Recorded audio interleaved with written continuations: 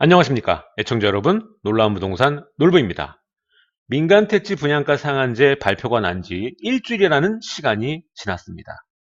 자, 시장은 현재 이 분양가 상한제 발표 이후에 어떠한 반응을 보이고 있으며 앞으로의 시장 방향은 어디로 흘러갈지에 대한 이야기 나눠보는 시간을 갖도록 하겠습니다.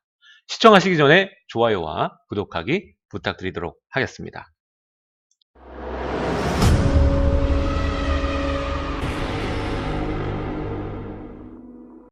자, 현재 여러분이 보는 사진은 바로 둔촌주공 이 재건축 단지의 입구 사진입니다.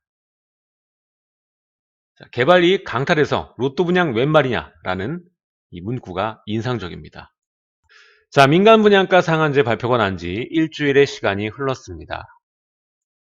분양가 상한제에 적용이 예상되는 단지들은 현재 굉장히 분주한 움직임을 보이고 있습니다. 그중 대표적인 단지들이 바로 최근 분양을 얼마 앞두지 않은 단지들일 것입니다. 자, 이 표를 보면 현재 부동산 시장을 정확히 보여주고 있습니다. 지금 정부에서 항상 문제를 삼고 이야기를 하는 것이 서울 부동산이 너무 비싸다. 이 막대한 개발 이익이 창출되는 부동산 시장을 바로잡겠다. 이것이 정부의 강력한 의지고요. 규제에 대한 명분입니다. 그리고 조합원 측에서 이야기하는 것은 그동안 오랫동안 개발을 위해서 기다려왔고 거기서 나는 개발 이익, 사유재산을 마음대로 뺏어서 강탈이라는 표현을 했고요. 이것을 또한 로또 분양으로 하는 것, 그러니까 부동산 시장을 안정화시키는 다른 방법들이 아닌 로또 분양을 만들어서 시장을 안정시키려고 하는 것 자체가 또 문제가 될 수 있기 때문에 이것이 또 문제가 되는 거죠. 한 가지 확실한 것은 이 분양가 상한제가 장기적인 시장 안정을 가져오기보다는 단기적으로 집값 상승을 억제시키는 데 효과가 있는 정책이라는 겁니다.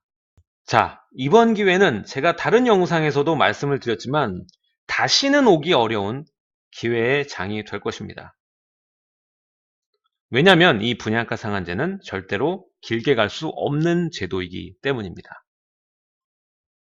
따라서 올 하반기에 분양할 수 있는 단지들 제가 주목하라고 말씀드렸죠. 제가 제 카페에 자료까지 남겨놨습니다. 점수 높으신 분, 낮으신 분 나눠서 60점을 기준으로 고점자, 저점자 나눴습니다. 자, 이번에 그 기회를 벼르시는 분들 굉장히 많습니다. 70점대, 80점대 분들도 굉장히 많은 것으로 알고 있고요. 이분들의 경우에는 말 그대로 그냥 로또와 비슷한 수준으로 거의 8억 내지 10억 정도의 차익을 남길 수 있는 단지까지에도 기회가 생길 수 있습니다. 자, 이번 분양가 상한제의 핵심이 바로 이겁니다. 그동안 일반 분양분이 많았고 사업성이 많이 나오는 단지일수록 이 분양가 상한제 적용을 받게 되면 이 일반 분양분의 가격이 분양가가 그만큼 낮아지게 되는 거거든요. 그러니까 주변 시세와 대비를 해봤을 때 거의 뭐 70%, 80% 수준밖에 되지 않을 것이고요. 그 괴리감이 엄청난 가격 차이를 만들어냅니다. 그것이 바로 강남권이기 때문에 가능하고요. 이래서 많은 다수에게 부동산 가격을 잡고 안정화시키는 역할을 하는 것이 아니라 일부 소수에게 역대급 기회를 제공하고 시장은 그대로 갈 확률이 굉장히 높다라는 겁니다. 어차피 이 분양가 상한제 적용을 받고 서울에 있는 재개발과 재건축 정비사업, 여타 개발 사업이 진행될 확률은 떨어지기 때문입니다. 자, 많은 분들이 건설사는 어차피 먹고 살아야 되기 때문에 정비 사업을 할 수밖에 없다라고 말씀을 드리는데 우리나라의 건축 사업 중에서 정비 사업이 차지하는 분량이 다른 사업보다 크다고 볼 수 없습니다. 공공택지 사업도 많고요. 또 SOC 사업도 있습니다. 따라서 서울 내부에 특히 지금 문제가 되는 게 서울이죠. 그리고 강남이고 여기에 있는 단지들이 지금 현재 공사 현장이 많이 줄어든다고 해서 업체들이 굶어 죽는 경우는 없다라는 얘기입니다. 또 정부에서 먹거리를 만들어 줬잖아요. 이 3기 신도시도 있고 또 SOC 사업 얼마 전에 예타 면제 사업들도 발표가 됐었죠. 이런 사업들이 계속 진행이 된다는 겁니다. 다만 문제로 이번 기재부에서도 걸고 넘어졌는데 경기 상황이 이렇게 안 좋은 상황에서 건설 부분까지 위축시키게 되면 이 GDP와 경제 성장률에 큰 문제를 야기할 수 있기 때문에 거기에서 제동을 걸고 넘어진 거거든요. 따라서 이 기타 폭락 방송에서 얘기하는 굶어 죽지 않을 거기 때문에 무조건 해야 된다. 이건 잘못됐다라고 판단을 하셔야 됩니다. 물론 덜 남아도 할 수 있겠죠. 그렇지만 사업들이 이전보다 잘 될 확률은 없다라는 겁니다. 자, 그럼 현장의 반응은 어디로 흐르고 있을까? 먼저 최대의 분양가 상한제 적용이 될 경우 피해를 입을 수 있는 단지들부터 살펴보면, 일단 절차상으로 인해서 관리처분 인가 이후에 일반 분양을 앞둔 단지들이 최대 피해 단지들이라고 볼 수가 있고요. 그 중에서도 일반 분양 비율이 낮은 단지들, 100세대도 안 되는 이 낮은 단지들 같은 경우에는 큰 부담이 증가되진 않을 겁니다. 하지만 일반 분양 비율이 높은 단지들, 예를 들어 둔촌주공, 항상 얘기 나오죠. 아까 사진에서도 나온 단지죠. 47%에 달하기 때문에 엄청난 피해가 예상이 되고, 그 다음에 신천동, 송파구에 있는 이 진주 아파트의 경우에도 44%에 달합니다. 이 저층 아파트니까. 자, 이렇듯이 일반 분양 물량이 많을수록 당초의 계획보다 부담 비용이 증가할 수밖에 없습니다. 당초에는 이 일반 분양분의 수익을 기초로 해서 이 사업을 기획을 한 건데, 이 수익이 굉장히 크게 감소하다 보니까 당연히 조합원들의 부담 비용이 올라갈 수밖에 없다라는 거죠. 자, 이렇게 일반 분양 물량이 많은 단지의 경우에는 이 분양가 상한제가 적용이 된다면 시세 대비해서, 주변의 시세 대비해서 70에서 80% 정도로 분양가의 제한을 받을 확률이 굉장히 높습니다. 그리고 앞서 말씀드렸다시피 강남권의 우수한 입지일수록 이 차익분이 굉장히 커지죠. 그야말로 로또에 준하는 단지가 될 것입니다. 역대급입니다. 자, 그럼 이러한 상황에서 각 주요 단지들, 피해가 예상되는 단지들은 어떠한 움직임을 보이고 있을까 살펴보도록 하겠습니다.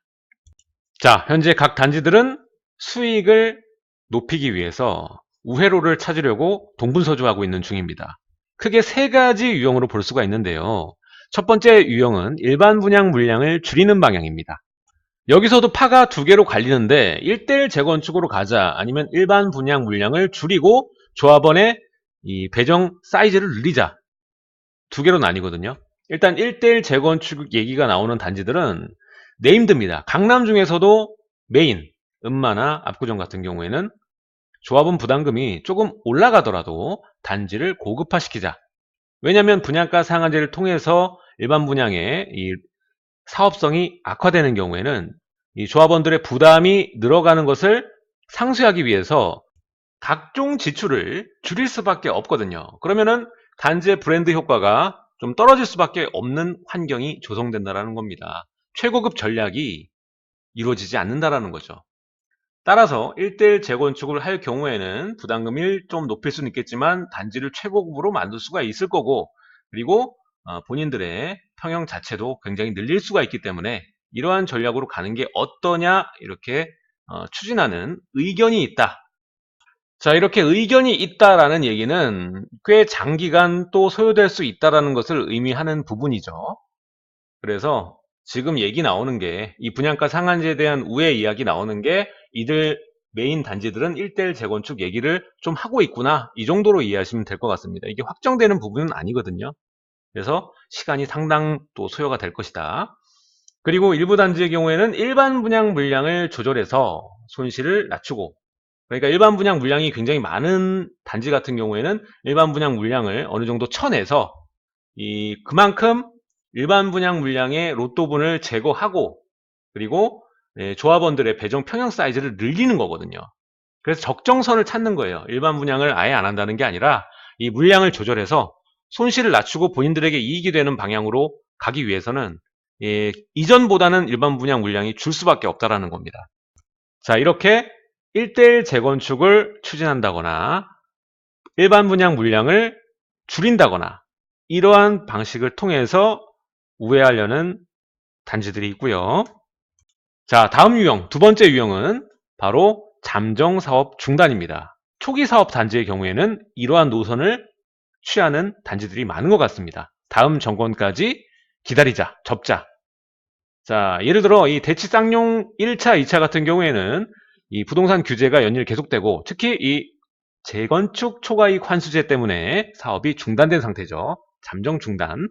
자, 마찬가지로 이 잠실주공 5단지와 이 목동 신시가지 그리고 뭐 올림픽 선수촌 이런 아파트 같은 경우에도 사업이 지금 멈춰진 상황이라고 보시면 될 것 같습니다. 기존에 활발하게 안전진단 받고 이러던 단지들도 다 조용해진 상태라고 볼 수가 있고요. 왜 그러겠습니까? 지금 사업을 열심히 진행해봤자 손해가 크기 때문에 그렇죠. 사실상 이들 단지는 장기간 동안 추진이 안 된다라고 봐도 무방할 정도입니다. 따라서 이러한 재건축 단지가 몰려있는 주변 지역의 신축 아파트들이나 준신축 아파트는 앞으로도 지속적으로 안정적인 흐름을 가져갈 수 있다는 말이 되죠. 자, 마지막 세 번째 유형은 바로 공사비 절감입니다. 그러니까 사업 지출 비용을 줄이는 방향으로 해서 최대한 사업을 끌고 나갈 수 있는 단지들입니다. 또한 임대후 분양, 그러니까 초반에 4년이든 8년이든 장기 임대를 놓고 그 다음에 분양 전환을 하는 그런 단지들이죠. 자, 일단 정비 사업이 아닌 경우 이 브라이튼 아파트라던가 이 종로에 있는 세운 그리고 용산의 유엔사 부지 이런 경우에는 임대후 분양으로 뭐 나인원 한남이나 한남더일처럼 임대후 분양 방식으로 변경해서 할 수가 있습니다. 자, 그리고 또 기사에 많이 나오는 내용인데 조경이나 외벽, 커뮤니티 같은 공동시설을 축소해서 공사비를 절감시키는 방향. 사실 이건 현실적으로 이 방법을 택하는 단지는 많지 않을 것이다 라고 생각이 되고요. 실제로 뭐 얘기가 나오는 단지는 현재 없는 것으로 알고 있습니다. 근데 문제는 이제 마이너스 옵션 단지들. 그러니까 지금 당연시하게 여겨지는 내부 옵션 같은 경우에 다 마이너스 상태로 분양을 해서 다 지불할 수 있게끔 이것이 비용으로 책정하면 세대당 한 3천만 원 정도를 절감할 수 있다고 합니다. 그래서 이 일반 분양분이 많은 단지 같은 경우에는 이 마이너스 옵션은 아마 들어가지 않을까라고 생각을 좀 해볼 수가 있겠습니다. 자, 오늘은 이렇게 분양가 상한제를 피하는 이 세 가지 유형에 대해서 좀 살펴봤습니다. 이 중에는 현실 가능성이 굉장히 높은 방법도 있고 가능성이 좀 낮은 방법도 있죠. 자, 한 가지 공통점은 앞으로 이 사업이 추진되는 속도 자체가 굉장히 늦어질 수 있다는 것, 그리고 잠정 중단되는 단지가 많을 수밖에 없다는 점, 이것이 바로 공급 급감의 의미를 두고 있다는 것, 이게 중요한 부분인 것 같습니다. 따라서 여러분들 이 일희일비하지 마시고 지금 현재 상황에 맞춰서 어떤 포지션이 좋을지 판단하시고 아무래도 기회는 확실하지 않습니까? 지금 제가 역대급이라고까지 표현을 드렸었는데 이번 정부에서 정말 다시는 오지 않을 기회를 제공을 하는 겁니다. 그러니까 이제껏 무주택자로 또 자녀도 여럿 키우시는 분들에게는 절대절명의 기회가 한번 오게 되는 것이죠. 이 기회가 길 거라고는 아무도 장담하지 못합니다. 어쩌면 이 분양가 상한제의 적용을 받는 단지는 한두 단지로 끝날 확률도 있습니다. 그러다 보니까 이번 기회를 놓치지 않으시길 바라겠습니다. 자, 지금까지 놀라운 부동산 놀부였습니다. 좋아요와 구독하기 부탁드리도록 하고 다음 시간에 좀 더 알찬 내용으로 여러분들을 찾아뵙도록 하겠습니다. 감사합니다.